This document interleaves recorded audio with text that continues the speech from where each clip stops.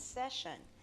If you could read the next 3 people in batches of 3 to testify, please do so. And I get to read the rules.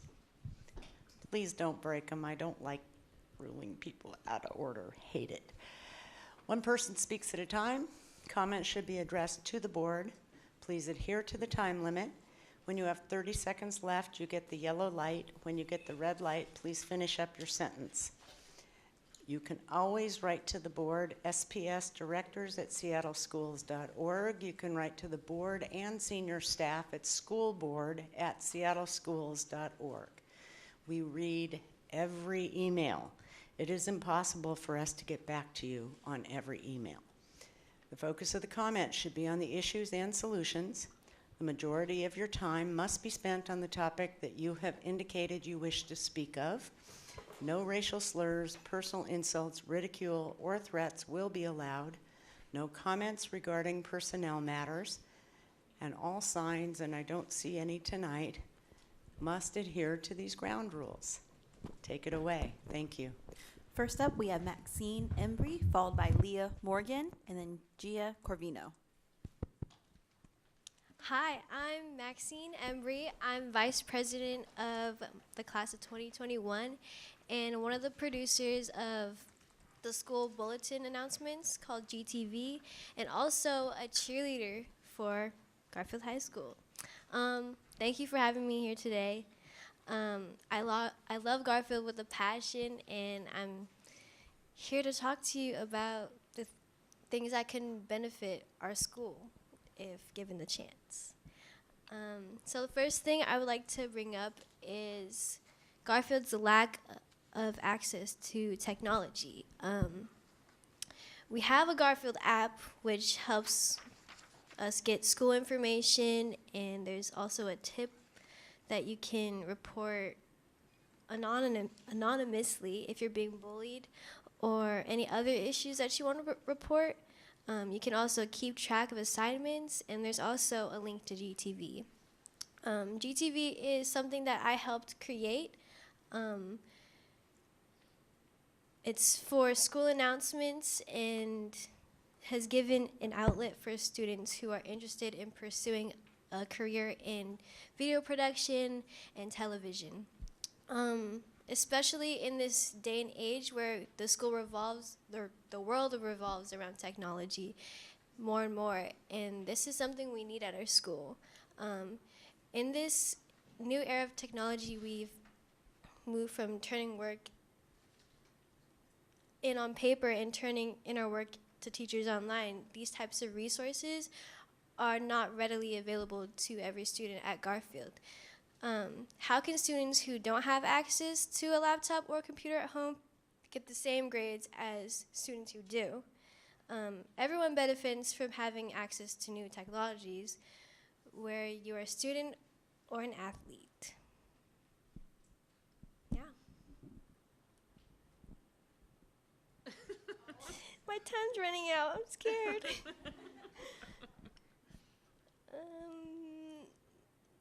Well, okay, due to the current bell times, having access to be able to turn in homework online would be helpful to students who are athletes. They can be productive on the court and productive at home. Garfield has a great athletic program and great academics, and our schedules are very jam-packed. We get out of school at 3:45, practice at 4, which ends at 6, or maybe a game that starts at 5 and ends at 7. And by the time we get home, it's almost 8, and we still have homework to do. Us Garfield students have to stay up late to do homework, and having access to a laptop might alleviate the stress from having such a long day. And you might be thinking, oh, that's all students. All students have to stay up. But no, because of this later start, we're tricked into thinking it's okay for me to stay up because I can just make up my sleep. We're tired and we're drained, and sometimes we don't even have the motivation to learn at school. I believe in changing the bell times back to what it was before could give us more time and motivation to focus on our academics. In conclusion, technology is the future, and investing in our future will be the difference between the success of our education. Also, please consider the bell times with the potential of ending daylight savings, which will also benefit to the success of our students. Thank you again for your time, and if you haven't, subscribe to GTV on YouTube to stay updated. Thank you.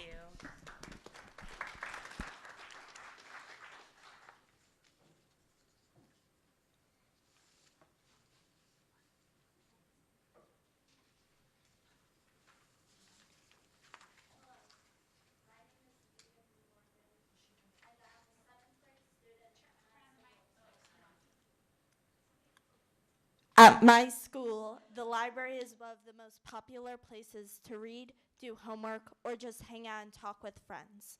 There are hundreds of students who flock the library every day, and I am one of them. I come to the library because I feel safe within the community that gathers there. Middle schools often have the reputation of being some of the most terrifying years of your life. And to a certain extent, that's true. It can be stressful and frustrating to look out at the cafeteria and choose a place to sit. Navigating the social dynamics and rules can be nerve-wracking. That's why I am so grateful for the library. Instead of staying in a loud, crowded lunchroom, I can come to a safe haven where I feel comfortable to learn and grow into a better person. If I can only come to my library 3 times a week, I don't know what I'd do those other days. That is why I've come here today, because anyone going through some of the roughest parts of their life deserve a safe place like libraries. Thank you for your time. Thank you. After Gia Corvino, we will have Amina Adams, followed by Stacia Bell, and then Chris Jackins. Hello, my name is Gaia Corvino, and I'm also a 7th grader at Madison Middle School. When I heard that the school board was deciding to make the library open only 2.5 days a week, I was saddened and disappointed. Although some might think that the youth of today would much rather be on their phones than reading actual books, I would argue that the library is more than just a place to read. Personally, the library is the first place I go when I get to school. I go to the library at lunch when I need somewhere quiet to be. Sometimes, if my teachers let me, I even come into the library during class if we're working on a big project. But I'm not the only one who cherishes the library. Kids from all different backgrounds and lifestyles, athletes, coders, thespians, and more, gather in the library to do homework, meet with friends, and of course, read. The library also has a whole bunch of art activities and even has computers for us to research on. I know I speak for my fellow students when I say that all of us would be devastated if the library was closed on the days we need it most. Please keep our libraries open.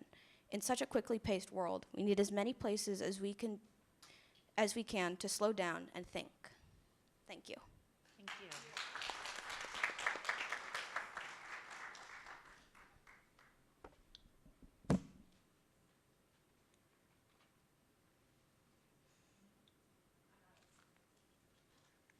Amina? Stacia? Go ahead. My name is Stacia Bell, and I am a librarian at Madison Middle School in West Seattle. Over the past month, we have heard a lot about the incredible impact closing library doors will have on some of our most vulnerable youth, especially those that do not have access to books and technology outside of school. Today, though, I want to talk about another population of students whose needs also must be considered when we talk about closing library doors. And this is those students that rely on the library as a safe haven. As you heard some of my students already mention, for many students, the school library is that safe space. For some, it is the only safe space during the school day where they feel at ease or where they can grow and develop. In fact, each day, just at lunch, I have around 150 students across my 3 lunches that choose to spend their lunch period in the library because it has become their smaller, safer community within a very large school. Your decision to make librarians part-time will close the doors of these safe havens 2.5 days a week and deny thousands of Seattle public school students the opportunity to learn and grow in these nurturing spaces. I recently received an email from a past parent whose 2 twin daughters are now thriving at Brown University. They were both amazing creative students at Madison, HCC identified, but they really struggled at my school socially and sadly dealt with a lot of bullying. But as their mother describes it, the library was what saved them. She wrote to me, "I just want you to know how important the library was to both of my girls. Having you on their side and providing them a place to seek quiet refuge during the school day helped them survive their 2 years at Madison. I honestly do not know how my 2 would have survived, let alone thrived, without a couple of caring adults like you who accepted them for exactly who they were and let them be exactly who they needed to be. 4th through 8th grades were really quite traumatic for them socially, with bullying and exclusion and humiliations that were never addressed properly by schools. Without safe harbors like libraries provided, I think they could have easily gone down a very different path. Creating this safe refuge for kids is one of the many reasons I go to school each day and why I believe that school libraries need to be open each and every day for each and every student. Thank you."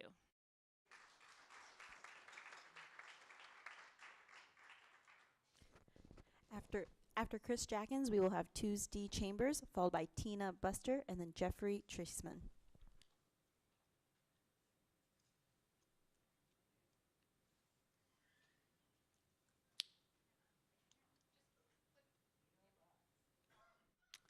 My name, is it on now?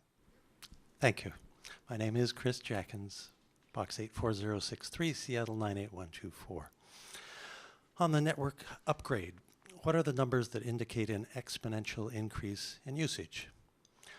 On the purchase of library collections, what portion of the collections are accessible to blind and sight-impaired individuals? On the real estate item scheduled for a secret executive session later tonight, seems to have been postponed. 4 points. Number 1, a previous real estate deal involved buying a school bus lot and a warehouse site in Renton. Number 2, I objected that the district had not included the cost of constructing warehouses. Number 3, the last superintendent replied that it was such a great deal that it did not matter. Number 4, please publicly discuss any financial losses from that deal before heading into your next secret meeting. On school board elections, 4 board positions are up for election in 2019 in districts 1, 2, 3, and 6. The candidate sign-up period is May 13th to May 17th. On the personnel report, 3 points. Number 1, the report notes the retirement of David Westberg, a custodial engineer and the decades-long business manager of the Operating Engineers Union Local 609. Number 2, the board in its own way has recognized David Westberg many times when the district has been required to publicly read statements acknowledging that the district committed an unfair labor practice. Number 3, I wish to thank David Westberg for his service, for his representation of an important group of district employees, and for his efforts to improve Seattle Public Schools. Thank you very much.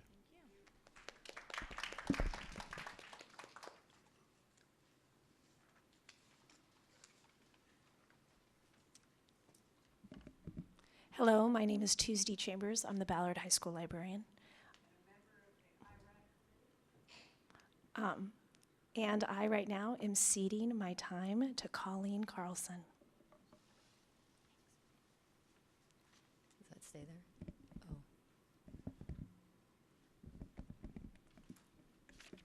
Oh. Hi, I'm Colleen Carlson, librarian at West Seattle High School.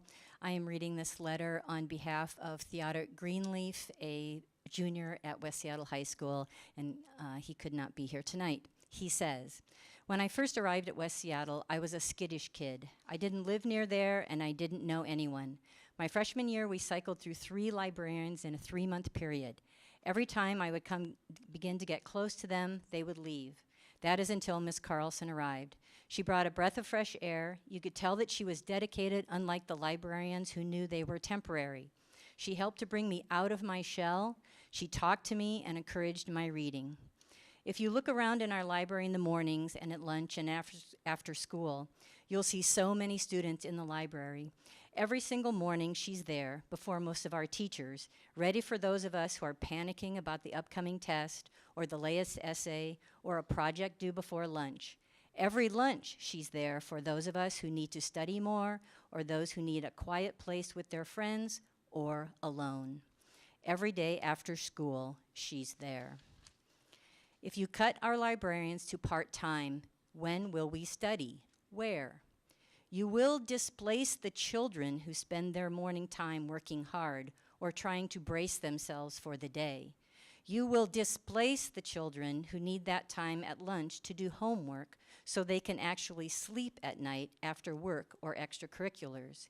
You will displace the children who need access to computers because their homes have none, and those who are trying their hardest to maintain their grades for sports. And you will displace those of us who love the library. Thank you.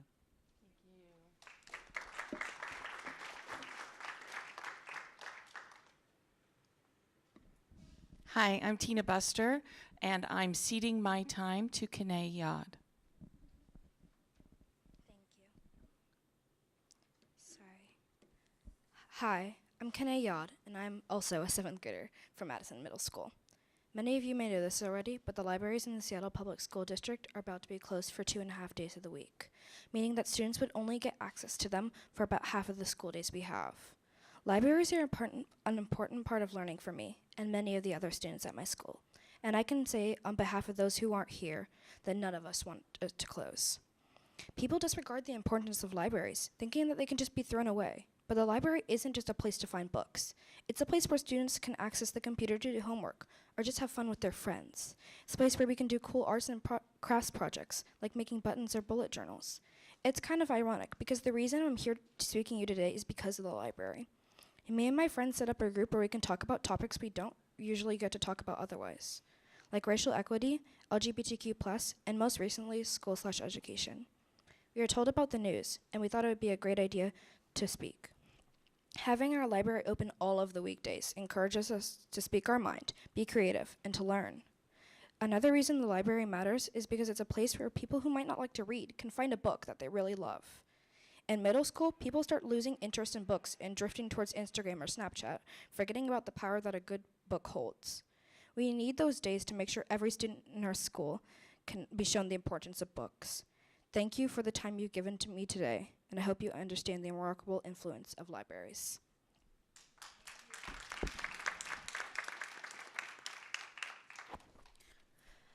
After Jeffrey Treisman, we'll have Manuela Sly, followed by Melissa Westbrook, and then Sabrina Burr.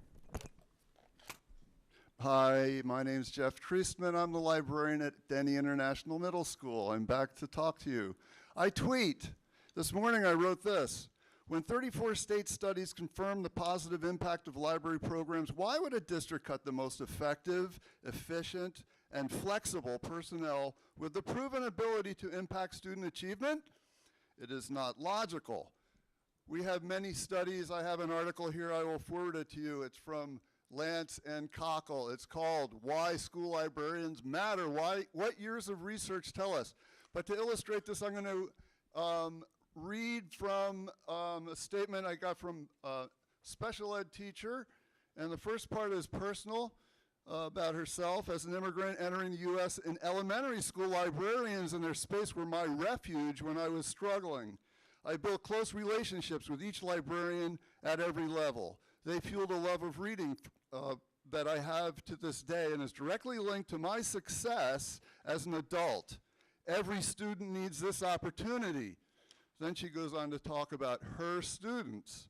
My students are 3 to 5 years behind in all academic areas. Socially, they're at the same level as their grade level peers. My students have historically been reluctant readers because reading is a struggle. When you have to labor to sound out all words, reading becomes a chore and not something they would choose to do on their own. In addition, they don't want their peers to see them reading what they call baby books.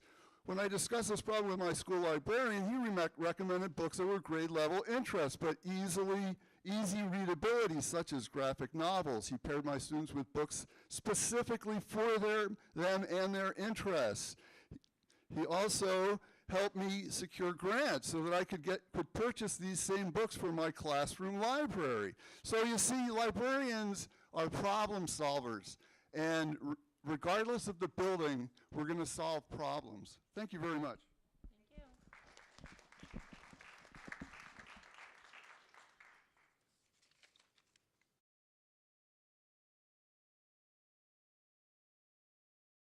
Good evening. My name is Manuela Sly. I am a member of the Strategic Plan Steering Committee.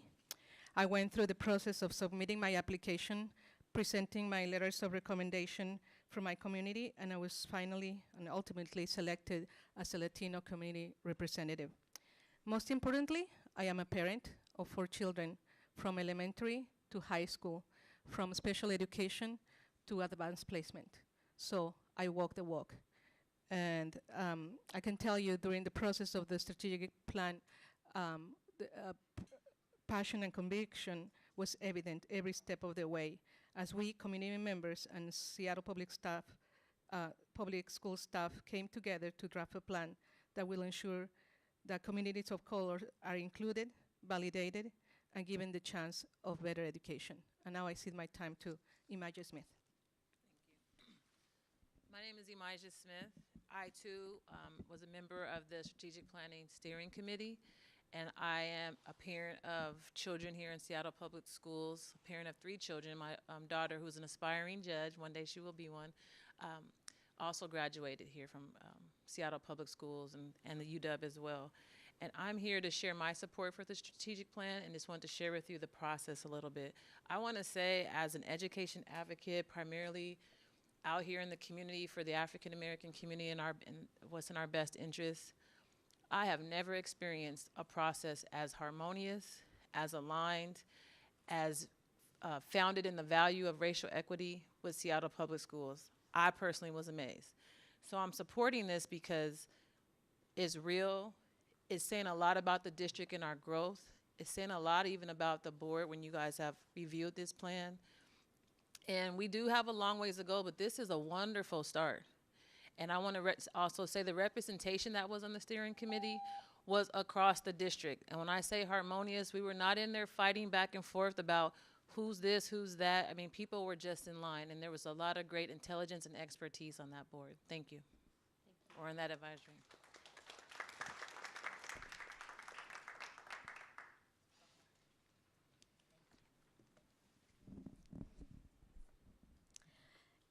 Good evening. I'm sorry, I just lost my place. I have some thoughts on the strategic plan. It's less of a plan than a group of ideas, and the previous strategic plan was 30 pages versus the 6 short pages here. I agree with the theory of serving those who have been historically underserved and needing more resources. However, Oakland School District lists many funders for its targeted universalism program. Where are yours? Gone is the wording about helping every child, regardless of race, gender, socioeconomic status, ELL, or disability. The plan purports that if you eliminate opportunity gaps, every student will get a good education. That statement supposes that every school is good and that the district is operating well, and neither of those statements are true, so that previous statement is false. Our schools are limping along despite what happens in this building or in Olympia. Our librarians, our teachers, our nurses, our principals, our IAs strive every day with the sword of Damocles over their heads. Where to start? Running down schools that used to be great, like Washington, Lowell, Stevens, cutting librarians. And who is it that gave teachers raises without identifying a source for that?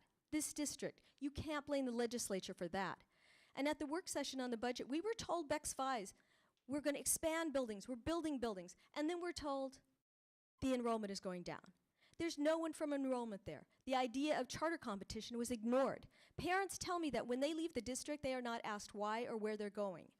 I introduced myself to Mr. Podesta the other day, and I told him I was equal parts cheerleader and critic for this district.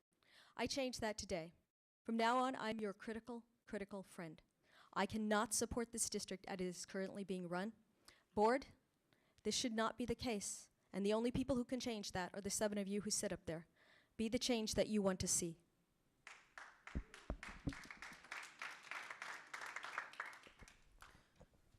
After Sabrina Burr, we will have Kent Koth, followed by Robert Cruikshank, and then Chandra Hampson.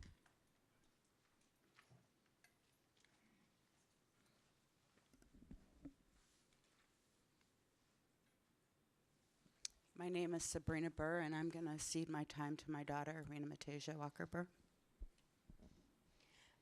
Thank you, Superintendent, for meeting with NYC regarding the strategic plan and other topics students needed to discuss.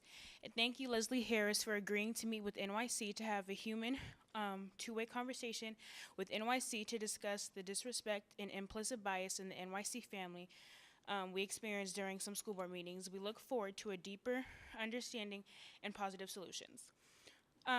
Much appreciation for the committee's work, as well as the school board and the superintendents on the strategic plan. We wish the language was more strongly stated, but this is a good start. There should not be changes to weaken the language of this policy. Our actions must be unapologetic. Our demands for getting it right for all students, especially those further from justice, must be unapologetic. We have come here time and time again. We have told our stories. We have witnessed our emotions, even a few tears. Every day, students go home in tears that become tears of families. This plan helps us to turn tears into hope, voices into voiceless. It gives a more solid foundation to build on.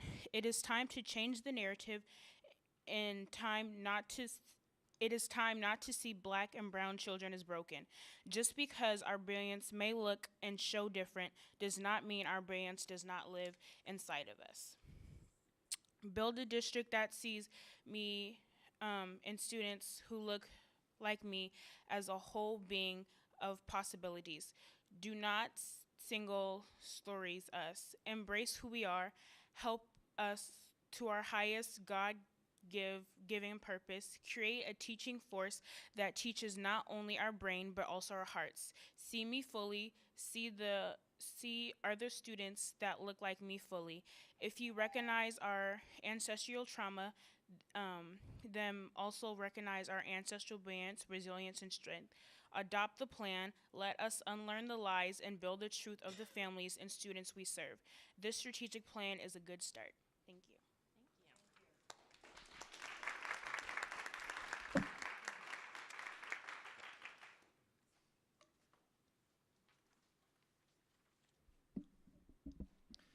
Good evening. I'm Kent Koth. I'm the Executive Director of the Seattle University Center for Community Engagement. For the past 8 years, through what we call the Seattle University Youth Initiative, Seattle University has focused its community engagement efforts in support of children, youth, and families living in the greater Yesler Terrace neighborhoods immediately south of our campus. This includes a pathway of schools, including 4 preschools, Gatzford Elementary School, Washington Middle School, and Garfield High School, as well as Middle College High School at Seattle University.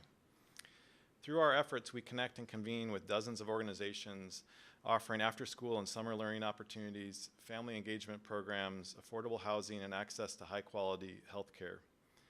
These partnerships benefit the university as they provide service and learning opportunities for hundreds of university students and faculty opportunities to apply research and teaching to make an impact. We're excited about Seattle Public Schools' proposed strategic plan as its emphasis on students of color who are, and its emphasis on students of color who are farthest from educational justice. The proposed plans focus on racial equity, family engagement, and the whole child, and culturally responsive professional practices parallel our commitments and our beliefs. In fact, our recent strategic plan for community engagement includes a very similar emphasis. Focusing on students of color who are farthest from educational justice will benefit our entire school system and city and help us live out our nation's values of equity and justice. Seattle University looks forward to deepening and expanding our partnerships with Seattle Public Schools and implementing this important strategic plan. I urge you to support the strategic plan. Thank you.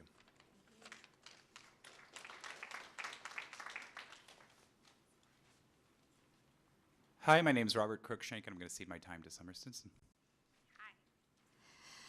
I'm Summer Stinson, a mom of a middle schooler in SPS. Thank you for your work on the strategic plan. I do hope that you further define the important requirement of high-quality instruction. My middle schooler is currently taking Amplify Science with a strong teacher, but Amplify is a fully online science curriculum that has killed his love of learning of science. There is no hands-on learning, which is crucial in science. Also, to be able to implement the strategic plan, Seattle Public Schools needs to equitably invest in students. That does take money. I am working to organize and advocate to the legislature to increase all school districts' levy authority and get new progressive revenue like capital gains tax to fully fund public schools. I am gravely concerned about the cuts to secondary schools, to librarians, assistant principals, and class sizes. I was really touched hearing all these students talk about seeking refuge in the library, and I will out myself as somebody who was bullied in middle school and high school and went to the library very often at lunchtime when I didn't have people to sit with. And I think I turned out okay. So I say that libraries are crucial and important. And for my middle schooler who's already been through a few situations, we've had to have some problem solving with his middle school, which has worked out really well because I was able to contact either a librarian or an assistant principal, and those people matter so much in these schools. They really step up, and they are just incredibly crucial to these middle schoolers. And so I know that we need more money. I ask you to join us in advocating for more money and raising your voices as loud as you can. I ask parents to do the same. And I ask you to ask parents to do as much as they can, because we need to be able to equitably invest in all of our students. Thank you.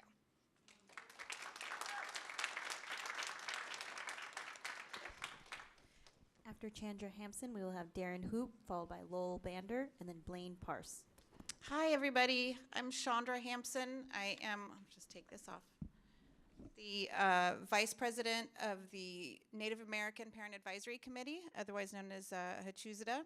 I have two girls, 3rd and 5th graders at Sandpoint Elementary. I was selected to be a member of the Strategic Planning Committee, which was a great honor for me as a representative of the Native community.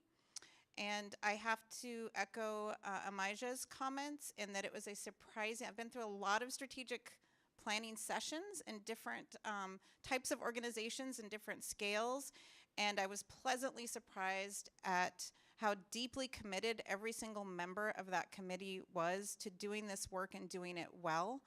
And so for everyone that was on that committee, it was a surprisingly great experience, and I hope that the community can come to understand that there is great value in that work, and that what is really important about it is that the plan is a focused attempt to help the district learn how to actually work for our students that are furthest from educational justice. For me personally, as a representative of the Native community, I wanted a plan that would recognize the need to disrupt the colonial mindset of our educational practices, to focus more so on intellectual health rather than academic achievement. I think that this is a great step in that direction, and I encourage you to support it. And I hope that folks that do have deeper questions about this plan will seek us out as committee members and talk to us and ask us questions about what that process was like and how we can build on it. And I thank you, everyone who contributed to that. I know we'll talk about it more later, but I do appreciate all the good hard work and the acceptance of all the pushback that the community members gave, because there was a lot of good, solid pushback. Thank you.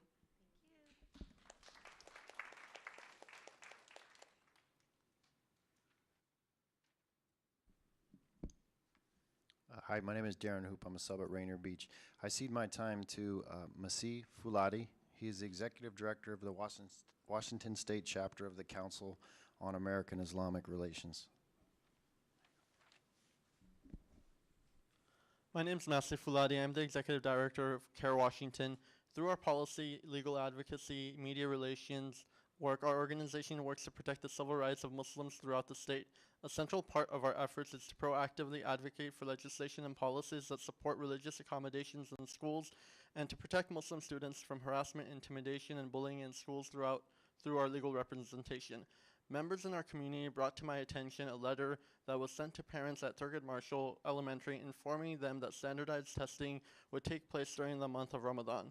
For younger students, students that will be most impacted by fasting, there is flexibility in the administration of this test, which can be given anytime between April 16th and June 7th. That means that accommodations could have been taken to at least for students between 5th and 8th grade to take the WCAS before the beginning of Ramadan. It appears that this option was not taken into consideration by Seattle Public Schools. Given our recent work with Seattle Public Schools to honor religious holidays of all minorities, efforts that originated from the school district's disregard for the Jewish holiday of Rosh Hashanah earlier this year, I'm incredibly disheartened to learn that better accommodations and communication weren't made for students during the holiday of Ramadan. When the issues like this arise, we try to take a proactive approach and therefore felt it necessary to partner with other faith groups in showing our dismay. In light of our efforts earlier this year, the letter sent to the Thurgood Marshall Elementary is all the more concerning. It seems that our concerns and the concerns of other minority faith groups were not heard. Not only does the content of the letter border on infringement of students' First Amendment rights, the school district must also understand the impact of these decisions when they're coming from people in places of authority. Thank you.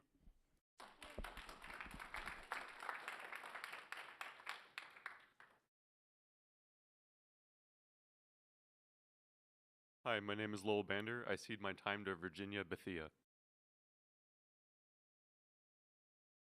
Hi, I'm speaking on behalf of the Rainier Beach High School PTSA community, as I'm a parent of 3 children and grandparent of 6 who've attended Rainier Beach High School.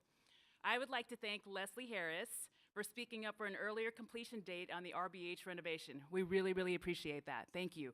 I also like to thank the board members for being behind this project and making sure that equity was raised by making Rainier Beach High School one of the renovated schools for the BEX5. Thank you for standing behind a school that has been distressed and oppressed by prior hidden agendas, and we just want to say thank you. I am thrilled to hear that the strategic plan includes specific language providing equitable services and academic intervention support targeting African American males. With that being said, Rainier Beach High School houses a large percentage of African American males, and a great initiative to align with the CSEP goal is to renovate the school sooner than later. Sooner than later, the 2025 completion date is unacceptable. We need a healthy learning environment now.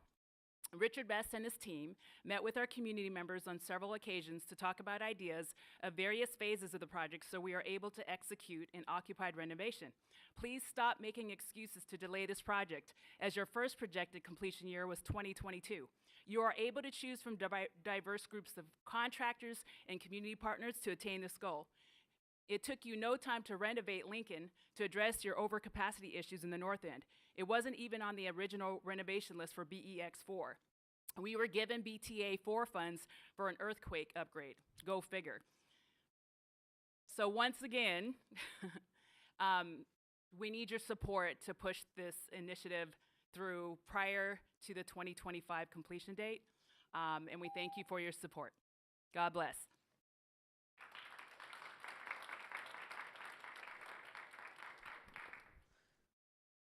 After Blaine Parse, we will have Lee Micklin, followed by Alex Zimmerman. Blaine?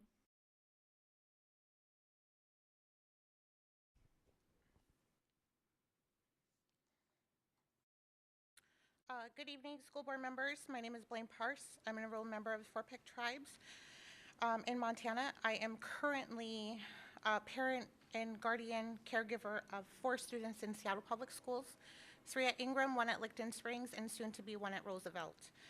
I am here about the draft strategic plan for Seattle Public Schools.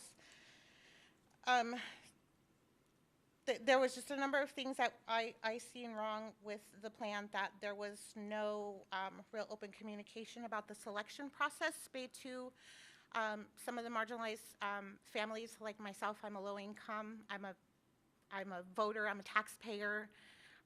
You know, school board levies pass, and those are coming out of, you know, our dollars. And so just to see the plan that doesn't fit for some of our children who are free and reduced lunch, special ed, also IEP kids. There's no outline for this on the strategic plan for our special education students. Also, our Native students are left out here, there was, hold on, I'm a little bit of a mess. There's an inequity that we face here in Seattle Public Schools, and we just, I'm here tonight to hopefully you guys hear me as, a parent, guardian, taxpayer, voter, City of Seattle resident, that some of these changes need to be made. Thank you.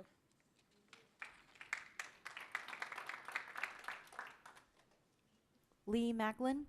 Sorry, Lee is next. Oh, I'm sorry. Yeah, and then you're after. Hello, I'm Lee Micklin, Cleveland STEM High School librarian, and I'm advocating that libraries be placed at the top of the restoration plan.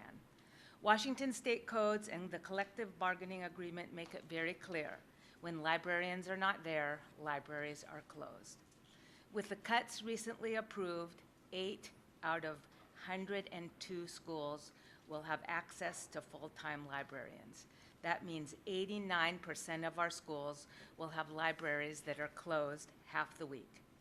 True, piecemeal, individual schools may cobble together enough funds to save their libraries.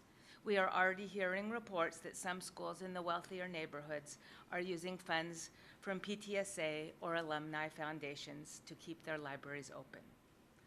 But this means we will not be serving the vast majority of students half the week, including those who are at-risk learners, low-income children, and students of color. So these cuts are hurting precisely the students the Seattle Public Schools mission statement aims to serve. Quoting, "Seattle Public Schools is committed to ensuring equitable access and closing the opportunity gap." A large body of evidence correlates high-quality library programs with student achievement. Higher reading scores, higher graduation rates, greater mastery of academic standards. How is closing libraries half the week ensuring equitable access? Finally, is there not a cruel incongruity between our city's boom economy and closing libraries for public school children? In October 2017, UNESCO, a branch of the United Nations, designated Seattle a city of literature. We are one of only 20 designated cities of literature in the world, and we are recognized.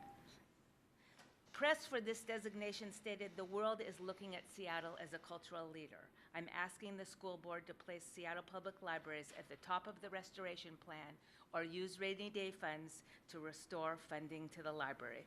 Let's show the community and the world we're truly worthy of the designation, UNESCO City of Literature. Thank you.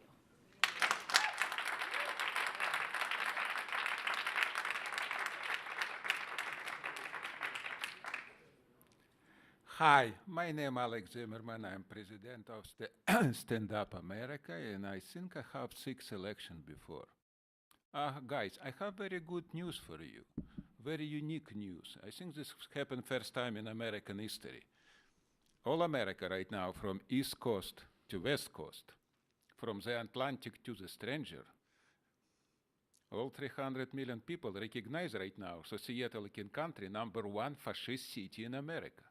Guys, what has happened now is very interesting. You are a fascist.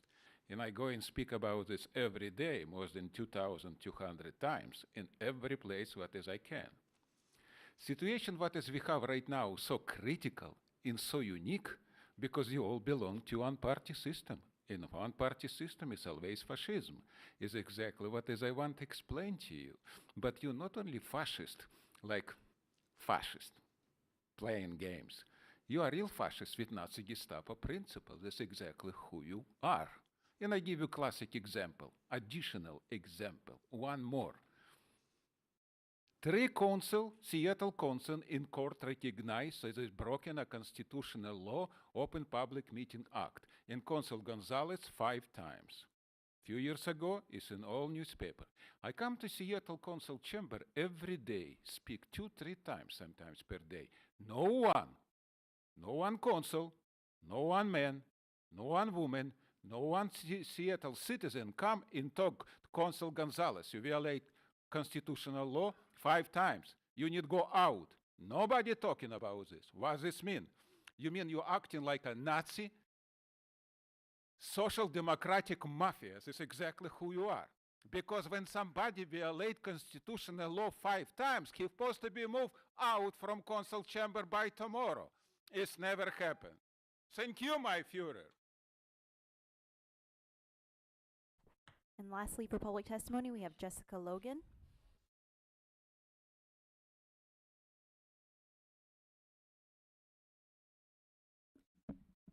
Hello, thank you. I was on the waiting list, so I didn't know I was going to get called. So here I am. Hello. My name is Jessica Logan. I'm a parent of a Dearborn Park third grader who is sitting back there, and she's so glad I'm here because she's really bored. I'm here because I really want to feel like the board is on the same team with our schools, with parents, with us.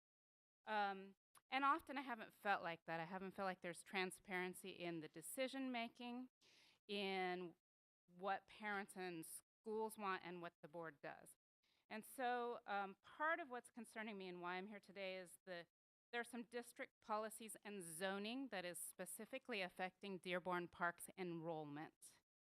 And we want to be a part of that discussion because there's been some enrollment issues that have come up that we have not been allowed to be a part of, parents or the school, in terms of drawing the lines of what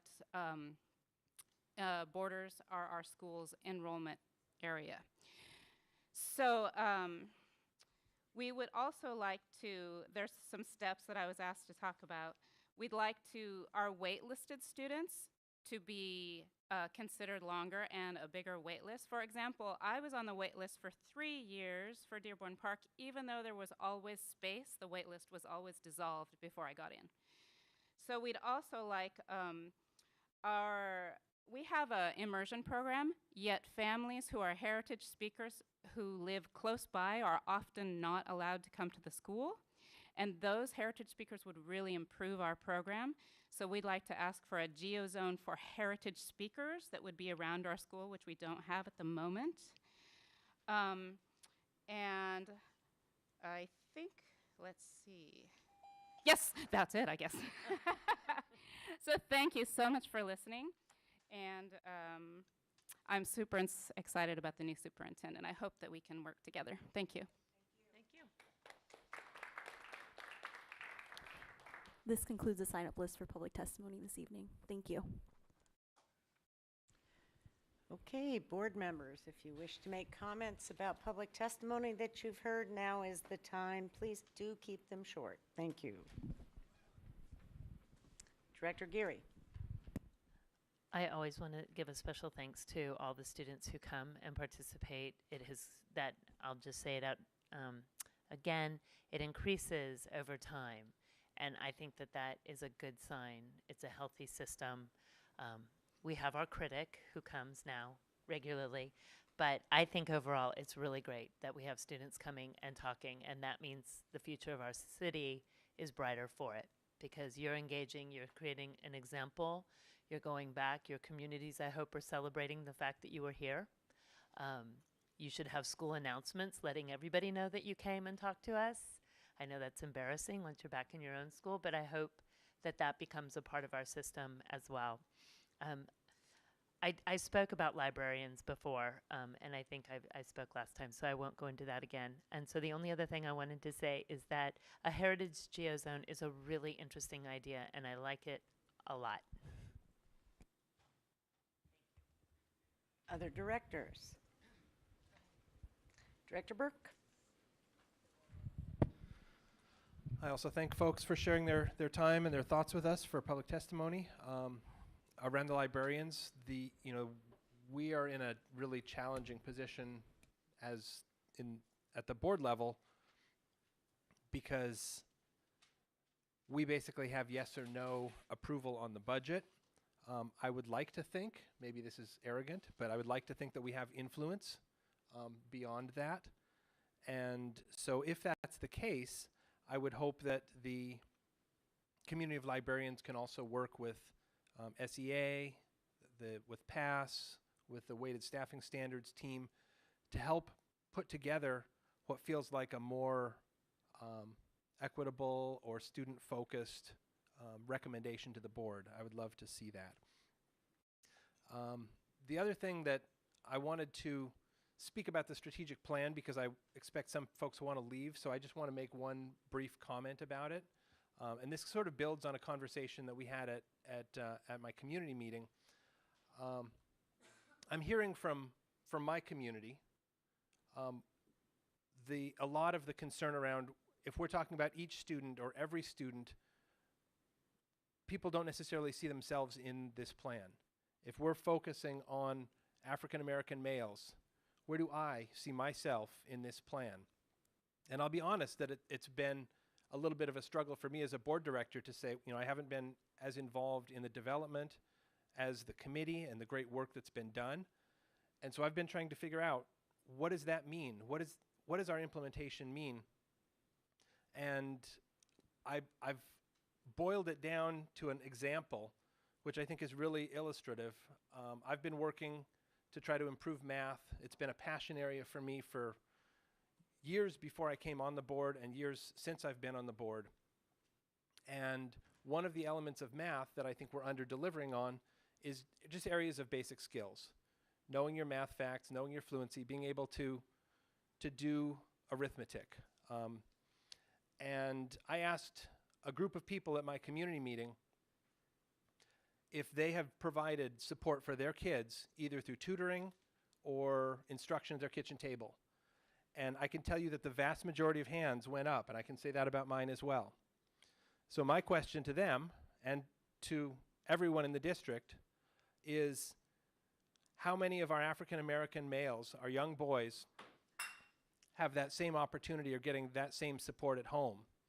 And so the idea that our strategic plan provides that intentionality, if our system provides that for African American boys, it'll provide them for my child, for your child, for everyone's child. And that time that you used to spend at the kitchen table, you can spend doing something else. You can spend doing something that's, building family, that's helping us out at the district with other areas. And so I just really wanted to put a concrete example in front of people about what this, this idea of targeted universalism, which comes off as a buzzword a lot, what that actually could mean in practice. If we can put that level of focus and say, this thing that we're providing, many of us are providing our students at home, that's our job in the district, is to provide those services to our students. So I just wanted to put that out there before we bring that item up. Thank you. Other comments? Director Mack, please. I think I've said it before, but I'll say it again. I think public comment is my favorite part of the board meeting because I learn new things, I hear new stories, and I'll echo the appreciation for the students that are coming and raising their voices. Public speaking is a skill that is really important to learn, and appreciate your voices and just some amazing writing in what I heard tonight, so appreciate that. I also want to respond to Jessica Logan and the questions around Dearborn Park and the process of boundary changes and so forth. I don't know if she's still in the room, but just for overarching clarification, we go through a process every year of adopting the student assignment transition plan and any boundary changes that are needed. That process starts now with kind of identifying where changes might need to be made, and we should be starting soon with the conversations around which boundaries might need to be changing, what other solutions might need to be on the table. And we already know of some of those hot spots, and some of those conversations are started, but that is something that we'll touch on tomorrow at Ops because it's part of our overarching capacity management conversation. And I was not aware that there were issues with Dearborn Park, and I wasn't aware of a boundary change imminent, so I appreciate that coming forward, and I'm interested to learn more about that. Again, all the other comments that have been brought forth, I especially, I want to echo the comments and the emails around our sensitivity around religious observances and providing accommodation and being clear that we do that and we are going to be doing that, and not asking students to change their religious practices, but instead that we can appropriately accommodate, especially when these tests have such, they can have such high stakes individually and for the school community. I appreciate the response that Superintendent Juneau made earlier and the accommodations.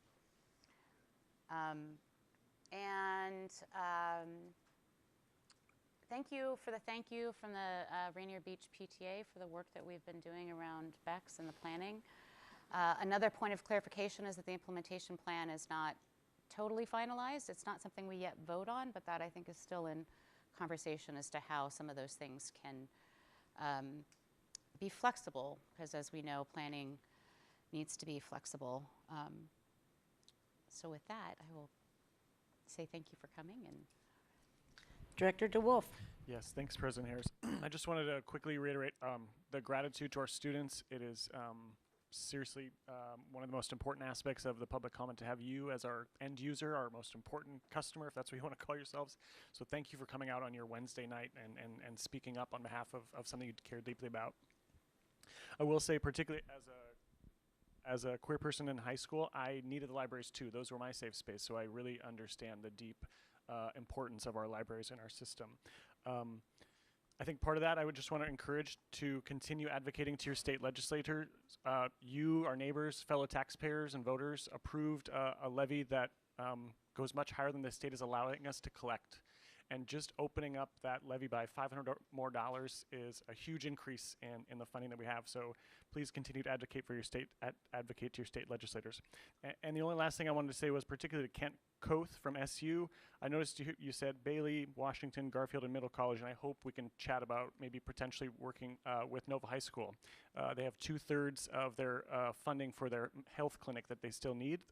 We voted as folks on the city's FEP levy for 1/3 funding for their health clinic, but we still need support for that last 2/3. So I hope we can have a conversation about supporting our students there. It's a large LGBTQ population, and they're deeply critical to our school community. So that's all I have. Thanks. Too. I just want to say thank you. I just want to say thank you for everyone who actually, is it on?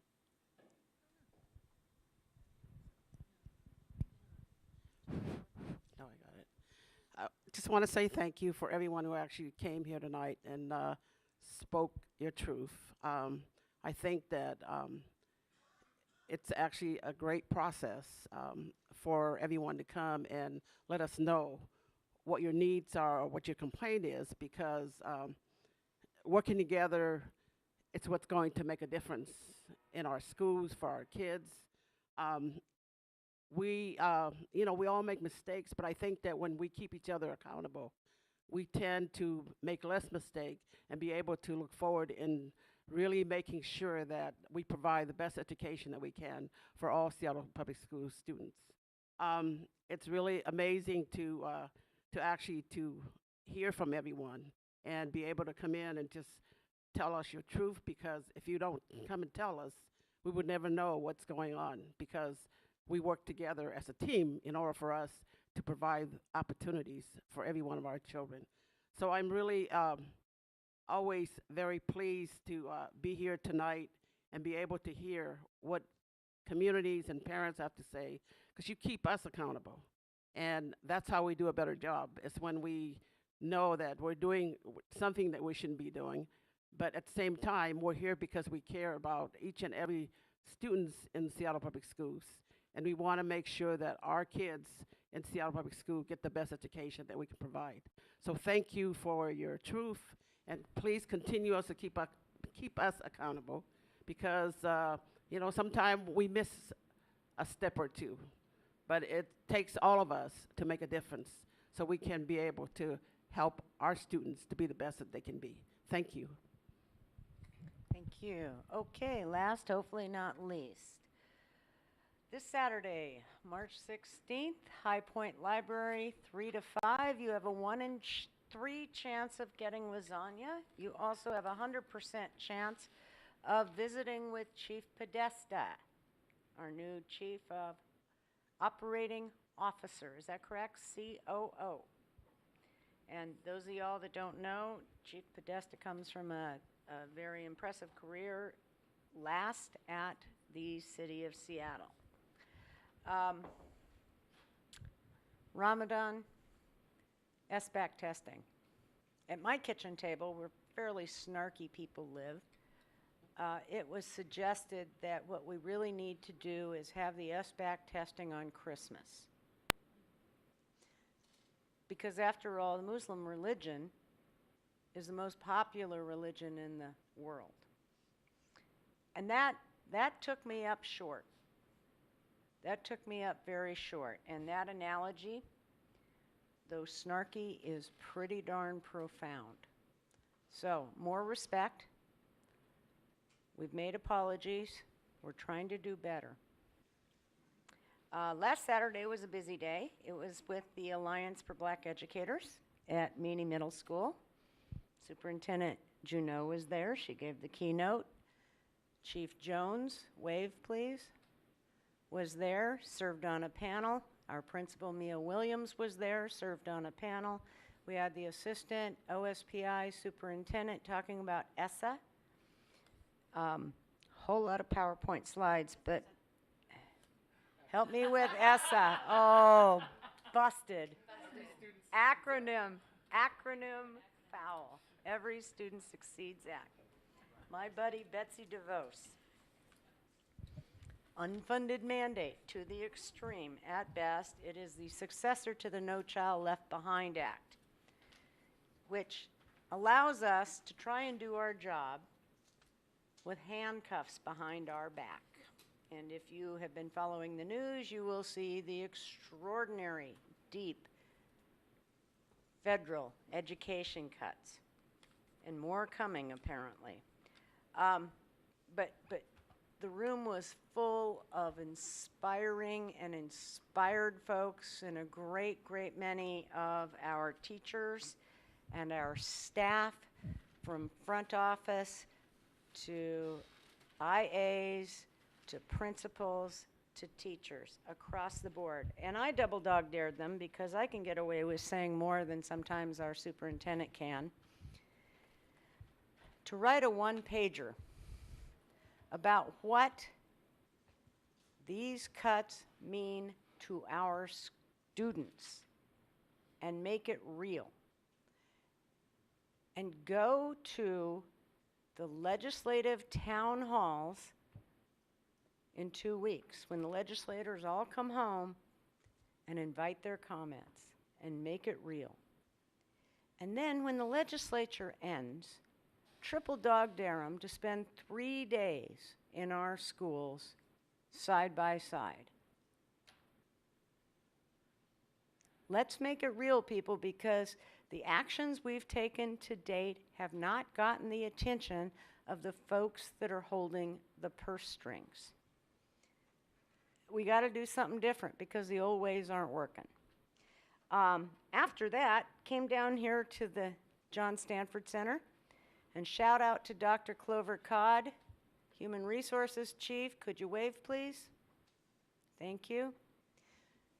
With Reike of the Seattle Education Association that put on a Saturday interview training. We packed the room. It was really well done, and it allows people that can't get off of work during the middle of the day to come down here and get their training so that they can participate on hiring committees at the schools, hopefully again to make the circle bigger and the table longer. There are other trainings that are being offered on the website from 4 to 5 p.m. several times, but let's get a larger pool of folks to pick from. The educators deserve it, the future of your schools deserve it, and if we are going to build a more diverse workforce, we've got to do this. And it's appropriate that we have training and that the folks that serve on our committees have training. So thank you very much for making that happen. Much appreciate. Seattle World School participated in a learning session with Director DeWolf, and they'll be coming for the rest of the directors to talk about theory and philosophy, and it's extraordinary. This is where refugee students come to acclimatize, learn language, be successful in a safe space, and extraordinary educators, and a beautiful new facility in the restored T.T. Minor building. If you haven't had an opportunity to sit in up there, I strongly recommend it.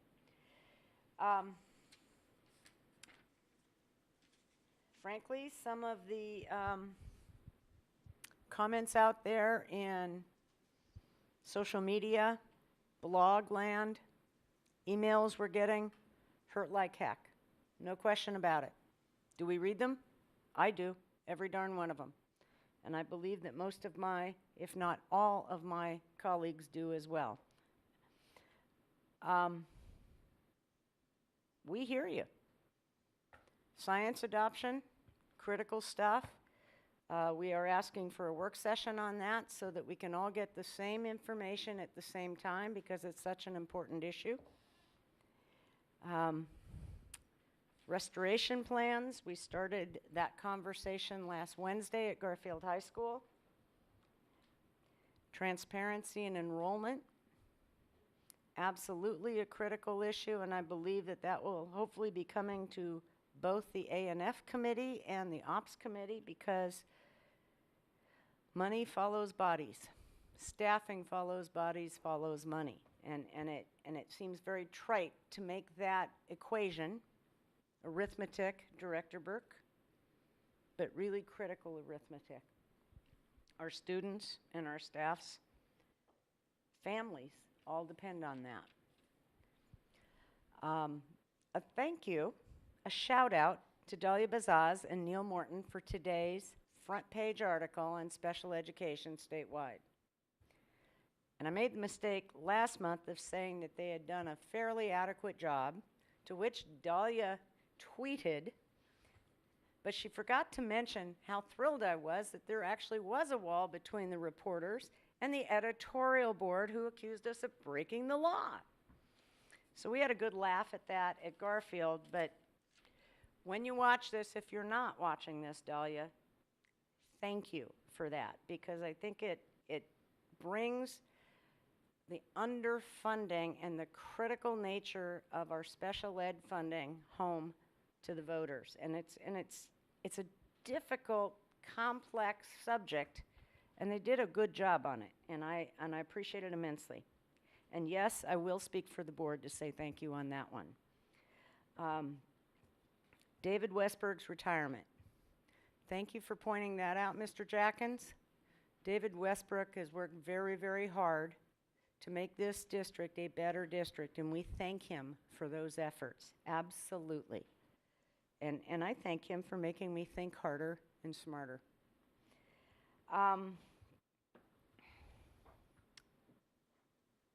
The concept of the strat plan, the strategic plan. I cannot say enough good things about the committee that worked so very, very hard to put that together.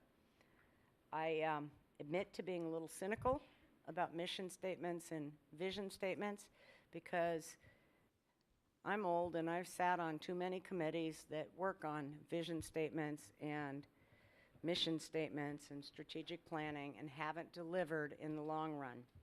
So I'm a little pragmatic on that. I want to see results. I want to make sure we stay on task. And the proof's in the pudding. Are we disciplined enough? And when I say we, I mean staff, I mean board, I mean community, to keep our focus and to analyze it. We've had strategic plans here before. I'd like to think we've made progress. Enough progress? No. Fast enough? No. But it's a heck of a start, and I appreciate that very, very hard work. The concept of trust is a difficult one. We've heard from the community that we have been breaking trust, and frankly, Seattle Public Schools has a long history of doing so. And then we have to triple down and earn it back. I would like to believe that we, as a board, have been more transparent in the last 2 years in doing our business than any board previously. I'm sure that there are those that would disagree with that. But I can assure you, and again, I will speak for the board, it is a core principle of everybody sitting up here, as well as the staff. It's a question of bandwidth. It's a question of style, but we're working hard on it. Last, it is my job, since Director Pinkham, who is the Chair of Audit and Finance, to read the following. At the March 5th Quarterly Audit and Finance Committee meeting, the Office of Internal Audit presented 2 internal audit reports, accounting and record keeping for fiber sharing projects, and Seattle World School. All findings and recommendations are discussed at a public Audit and Finance Committee meeting, and the completed reports are available online at the Office of Internal Audit's public webpage. Click on Departments and Services under the Directory tab, then click on Internal Audit. It is beyond a privilege to serve up here and to serve in this building with such great folks and with such a great staff in the Seattle Public Schools, and that means every staff in 104 schools, soon to be 106. Action items, number 1, purchasing the opening day library collections for Lincoln High School and Magnolia Elementary School, and the capacity library collections for Ingram High School and Queen Anne Elementary School. This came before exec February 15 for consideration. Motion, please, Mr. Burke. I move that the school board authorize the superintendent to execute a contract with Follett School Solutions not to exceed $550,000 for new or expanded library collections for Lincoln High School, Magnolia Elementary School, Ingram High School, and Queen Anne Elementary School, with any minor additions, deletions, and modifications deemed necessary by the superintendent, and to take any necessary actions to implement the contract. Second. Thank you.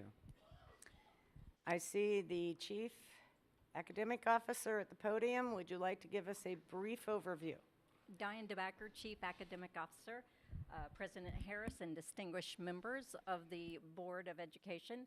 It is my pleasure to answer questions about this particular bar. As your materials reflect, this is for a collection for our 2 new schools coming on board this fall, Lincoln High School and Magnolia Elementary School. And it's also to expand the collections at 2 existing schools, as we've had added capacity at Ingram High School and Queen Anne Elementary School. You had one question last time as this was introduced. It was about if these materials would be available to visually impaired and blind students. Yes, they will be as needed, of course. That will happen through Follett, and also will happen through a partnership that we have with Washington Talking Books and Braille Library. I stand for questions. Questions, comments, concerns from my colleagues? Director Mack, please. When this came in intro, I didn't think of this question, but as I'm reading this, the motion, just for clarification, the total amount for all of those schools is $550,000, not per school? That is correct. The total amount is $550,000.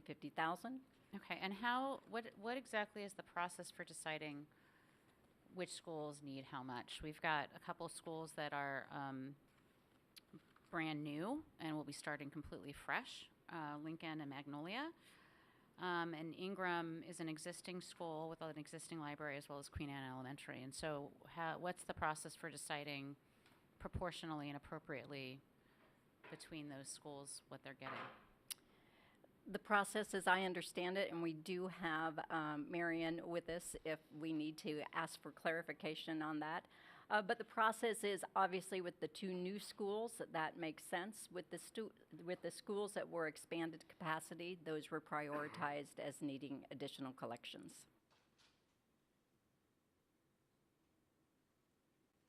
I guess I see here in that bar that more specifically there is specific line items for each of those schools. So there's $300,000 for Lincoln, Magnolia is $153,000.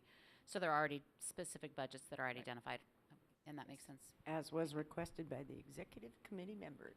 Thank you. Other questions, comments, concerns? Seeing none, roll call, please. Director Burke, Aye. Director DeWolf, Aye. Director Geary, Aye. Director Mack, Aye. Director Patu, Aye. Director Harris. Aye. This motion is passed unanimously. Number 2, purchase of student and staff technology for new BEX 4 schools and BTA 4 projects for Lincoln High School and Magnolia Elementary School, and the capacity projects for Ingram High School, Queen Anne Elementary School, and additional portables and capacity classrooms district-wide. This came before Ops February 7th. 4. Says approval here. Okay. Mr. Burke, motion please. I move that the school board authorize the superintendent to execute purchase orders through various vendors for a total not to exceed $4,300,000 plus Washington State sales tax during the fiscal year 2018-19, and to take any necessary actions to implement the purchase orders.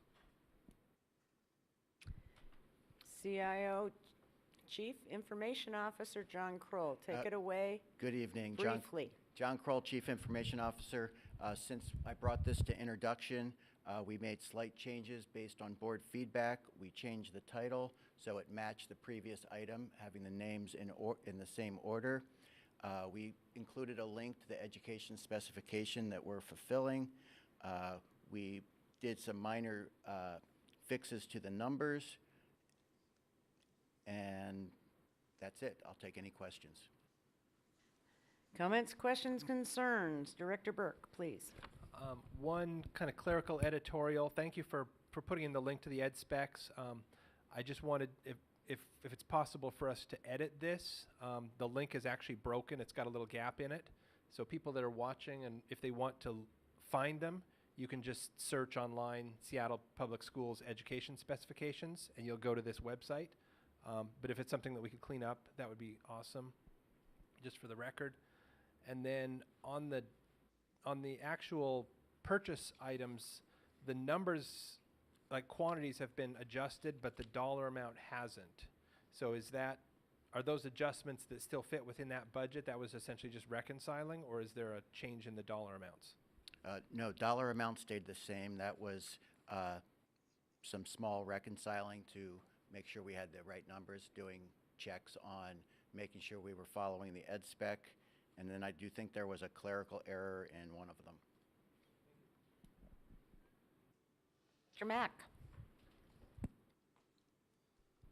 I'm curious just briefly to hear about what specifically the ITAC committee had to say around this. Did they take this specific bar in this plan and consider it and have discussion, or was it says here that the ITAC committee has actually discussed this, but I'm curious to know what they discussed and what their recommendations were.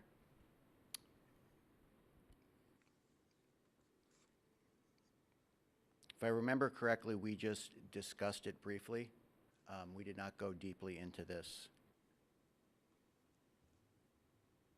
I guess just for clarification, the ITAC committee is part of the charge to help oversee. Yeah, the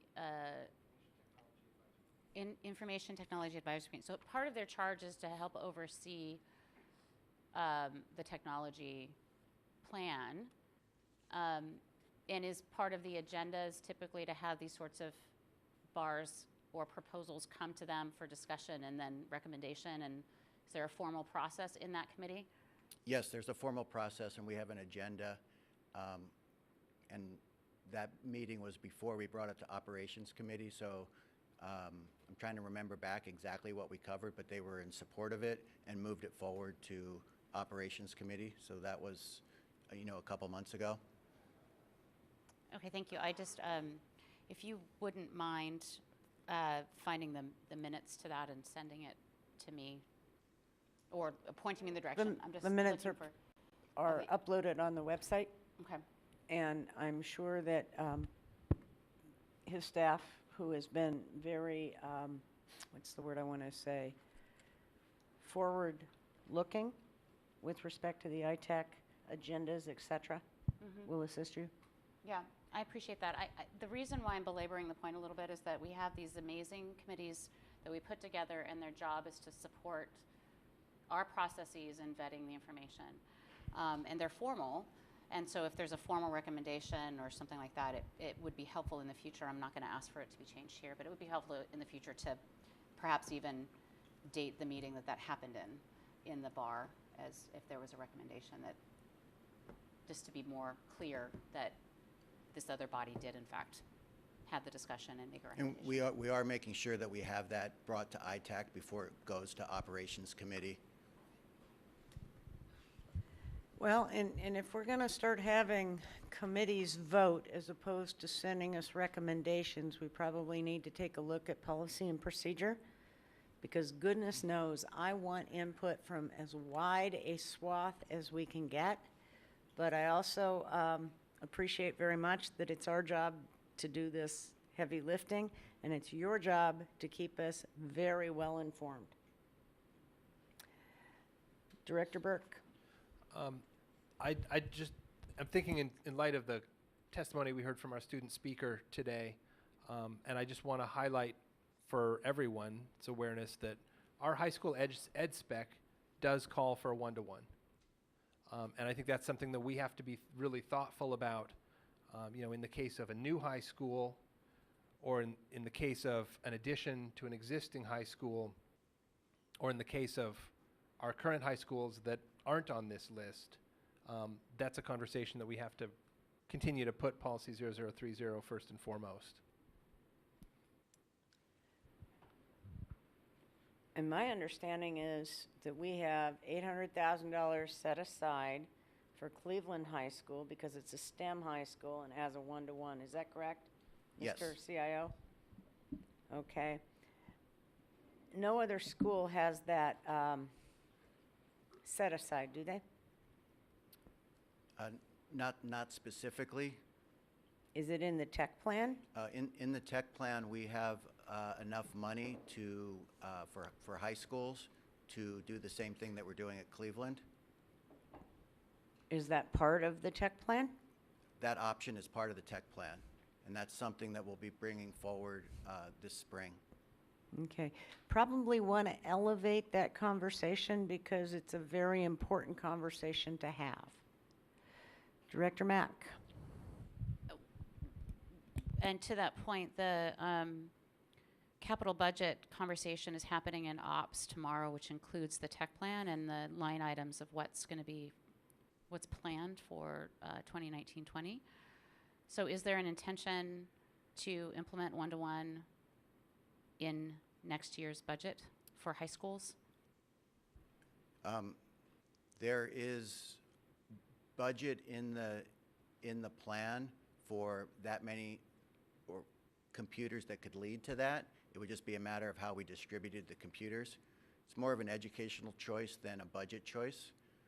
But the good thing is what we're presenting tomorrow at the ops cabinet, or the ops committee, the budget that we're presenting actually is mirrored in the tech plan.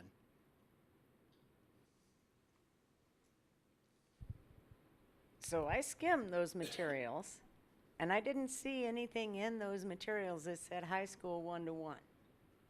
And I sat down and worked with you on the tech plan, and it was a delight to do so, and I really appreciate your responsiveness, and I appreciate immensely the work that's being done by the ITAC.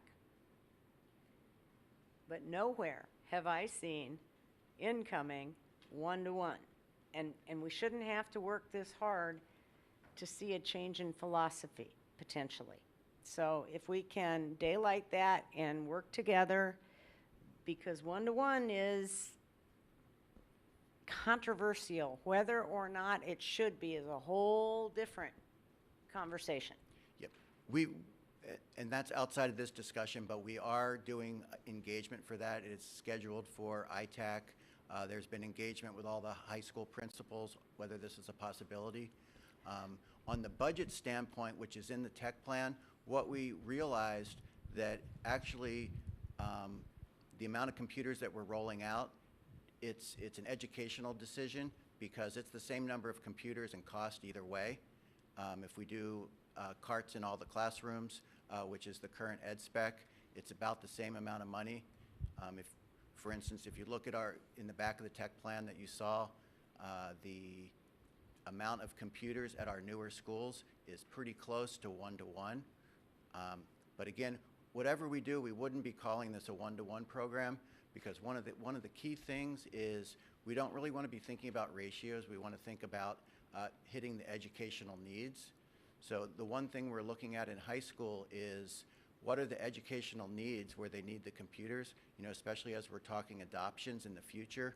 And we will never be able to have a full choice on our adoptions unless we have enough computers in the school. So one thought is to have enough computers in the school so students have enough. And again, please appreciate, I'm not trying to play gotcha on it, but this is really a big deal. And speaking to ITAC and speaking to principals is not community engagement. And that's one of the reasons I'm so hot about getting community engagement rolling again. So that said, we are off track. Director Mack, and I did it, I admit it. But if you see an opening, you got to take it. Director Mack, more comment, questions, concerns, and then hopefully we can roll this through I just to want a to make a vote. point of clarification that the board our job is to oversee the budget and to provide oversight. Budget is directing programs. So for us to be able to make good decisions, we do need to understand the underlying budget assumptions.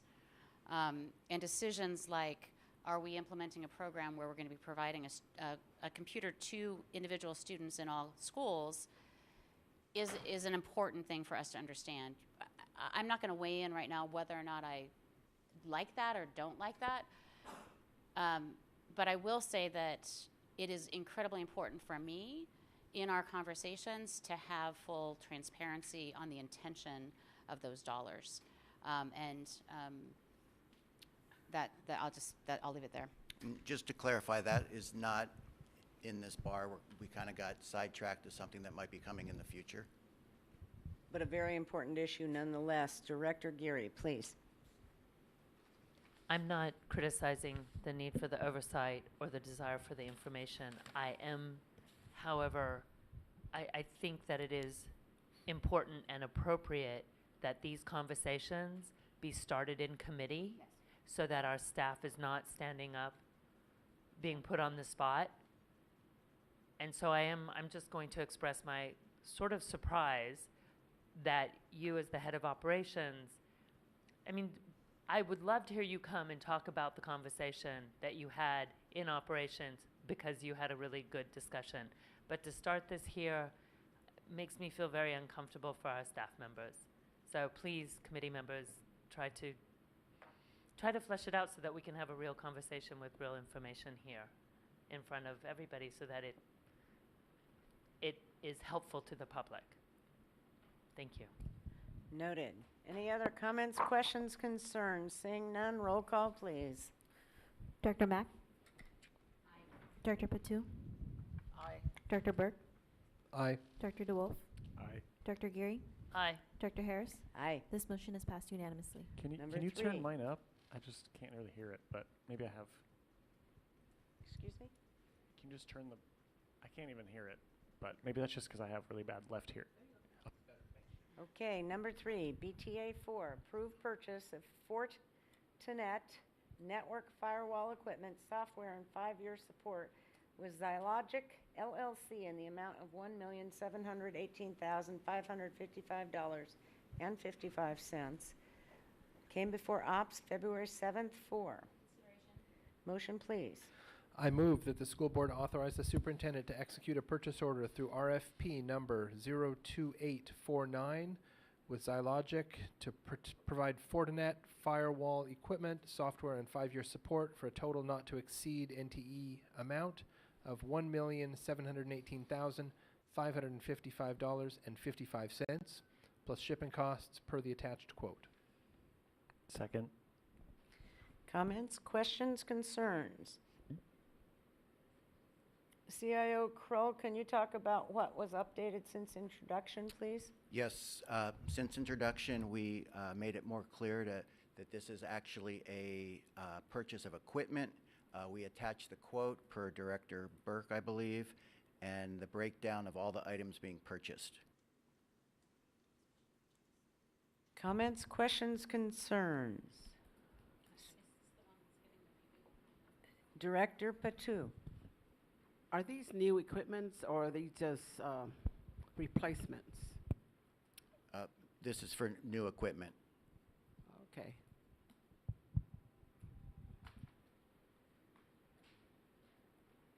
Director Mack? We had an incredibly thorough conversation around this item and the next item in committee with lots of great information, and I appreciate the responsiveness and updating. For clarification, is this the one, is it this bar that is getting the rebate from the federal agency that provides grant funding, or is it the next one? It's the next one. Okay, thank you. Director Geary, please.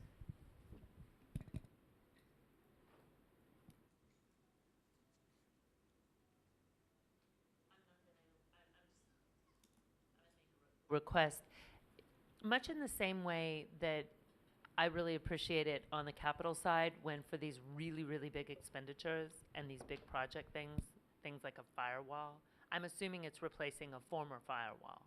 It replaces a former firewall with. And I guess just a little bit of historical information in terms of those really big purchases. When we're entering into a new contract, that is a 5-year contract for a large amount of money, is it possible to just have a historical line replacing firewall purchased however many years ago at such and such expense? Because I have no basis in terms of my oversight of putting this in any type of context. I don't know if 5 years contract is reasonable. I don't know if the last contract was 2 years, 10 years. The last one we bought was $3,500,000. And so just a little historical perspective is helpful to me, just as with the roofs. Like, did we replace what was a 20-year roof? Are we replacing it in 10 years? Why? Those kinds of questions. So I'm not criticizing this particular bar now, but just ask perhaps that could be considered. And if it's too burdensome, that's fine too. But that would be my request. Director Mack. Director Geary has brought up this point multiple times over, and I think it's a really good one because actually the historical aspect on our capital projects and these projects, if we don't have, if it's not able to be tracked or at least have some line item that, you know, something in the bar. So I think what I'd like to propose in relation to that, because it's been brought up so many times and it's not formally a part of the bar template, is that perhaps it be referred to the exec committee and or our board office policy staff to add that topic area to bars, if appropriate, to provide historical information into the bars, so that it's a trigger every time that these come forward that information needs to be provided. Just like we say title, purpose, etc. I would like to make that recommendation that be referred back to exec committee and staff to work on for the template. I personally think it's important because I look around the length of time any one of us have been sitting on this dais other than Director Patu, and we can't expect Director Patu to hold all the information of all these decisions. And even the staff can't say that I negotiated that contract 5 years ago. So I think it is a helpful piece for all of us, and knowing that this board doesn't necessarily have deep longevity because of the burden of the work and the demands that it makes unpaid on its members. So I think that would be a good thing and helpful to all the leaders in our district. Ellie, you got that? Thank you. Roll call, please. Director Geary? Aye. Director Mack? Aye. Director Patu? Aye. Director Burke? Aye. Director DeWolf? Aye. Director Harris? Aye. This motion is passed unanimously. Number 4, BTA 4, approved purchase of Metropolitan Wide Area Network, MAN-WAN, Sorry. What does it stand for?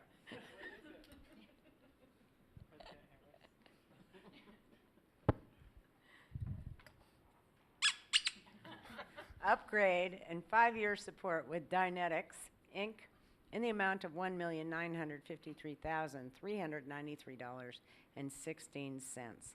Came before Ops February 7th for Consideration. motion, please.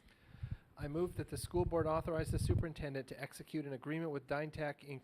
to provide a metropolitan wide area network hardware upgrade with 5-year software and hardware assurance warranty for a total not to exceed amount of $1,953,393.16 plus applicable Washington sales taxes. Second. Mr. CIO. John Kroll, Chief Information Officer. Since this came to introduction,